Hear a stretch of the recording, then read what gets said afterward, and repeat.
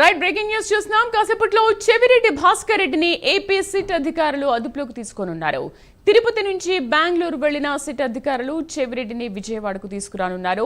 AP liquor కేసులో చెవిరెడ్డిని SIT అదుపులోకి తీసుకోనుంది.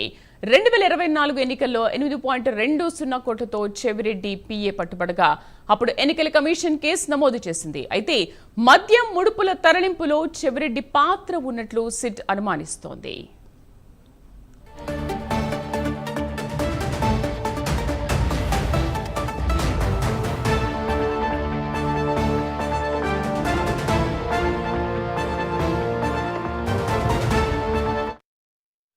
కాసేపట్లో చెవిరెడ్డి భాస్కర్ రెడ్డిని ఏపీ సిట్ అధికారులు అదుపులోకి తీసుకోనున్నారు. తిరుపతి నుంచి బెంగళూరు వెళ్లిన సిట్ అధికారులు చెవిరెడ్డిని విజయవాడకు తీసుకురానున్నారు.